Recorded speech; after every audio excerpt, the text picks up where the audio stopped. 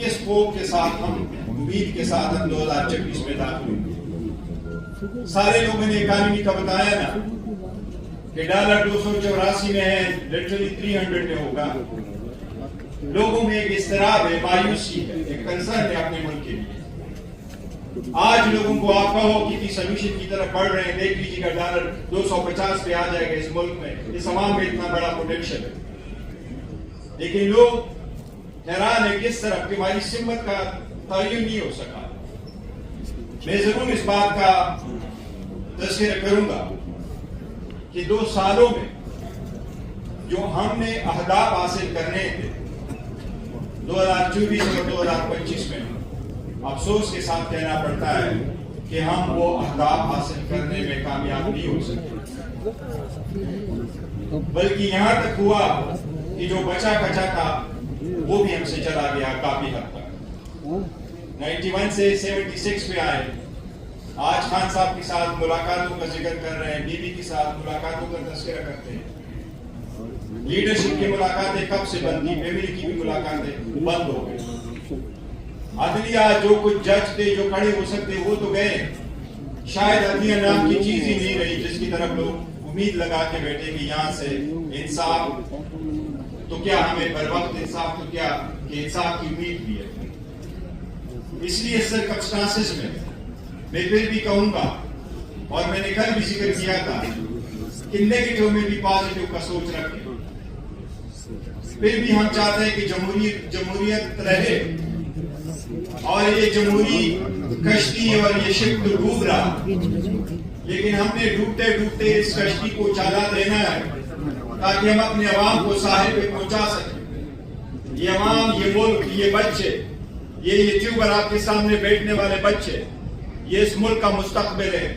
یہ آپ سے مطالبہ کرتے ہیں, یہ خان صاحب سے مطالبہ کرتے تھے اگر آج وہ اس جگہ میں باہر ہوتے ہیں, لیکن ان کی جگہ آپ دونوں کو یہ مینڈیٹ دیا گیا ہے, اچھا زید صاحب آپ کو اور علامہ صاحب.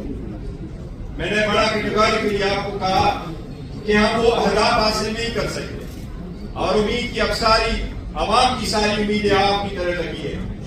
ہم کیوں نہیں حاصل کر سکے؟ میں نہیں کہوں گا ہم ناکام ہوئے.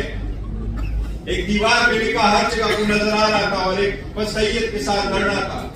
یہ ضرور ہوگا, میں یہ کہوں گا کچھ شہر کے لوگ بھی ظالم صاحب, کچھ سن بھی مرنے نشول سے. ہم کوئی صحیح ویژن آگے نہیں بڑھ سکتے. ایک قدم آگے 2 قدم پیچھے, شاید اس میں سے ہمارا نقصان ہو.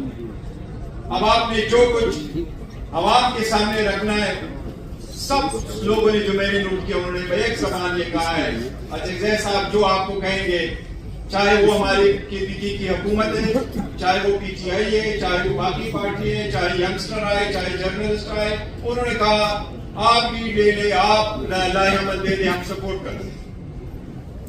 اور ہم سب آپ کو اپنی رائے دے رہے, سجیشن دے رہے.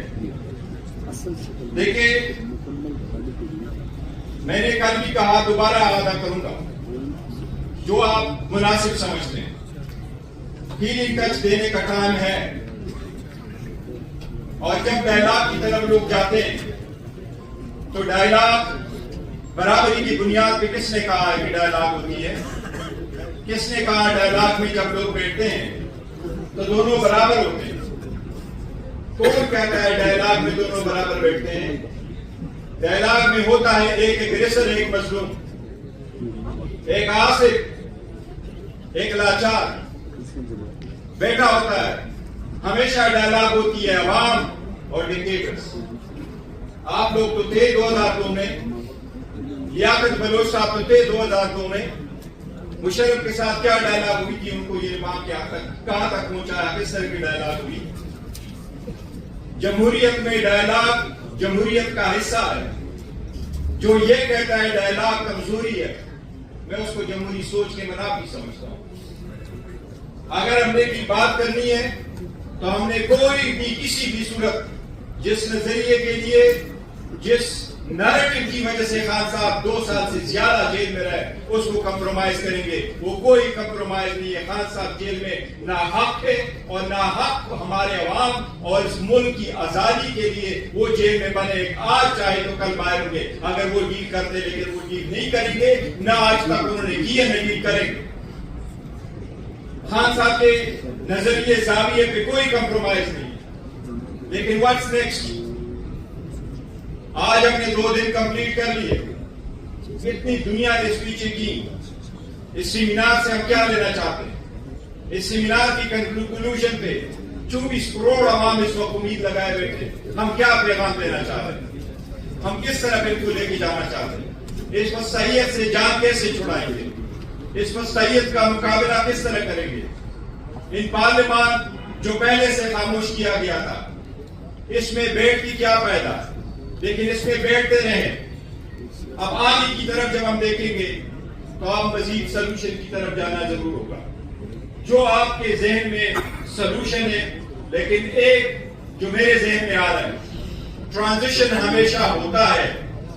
پاورفل لوگوں سے 70 سال میں سسٹم پہ قابض لوگوں سے ان کا گھر لے کر کے کہنا کہ میرے ساتھ بیٹھو، آپ نیچے ہو، اس کے لیے بڑا عرصہ چاہیے ہوتا ہے. انڈیا کا اسٹیٹمنٹ اٹھاؤ ہمارا دشمنی صحیح، لیکن ہے تو جمہوریت نا وہاں. چلو کشمیر میں نہیں بھی کرتے، لیکن ہے تو ہے نا جمہوریت.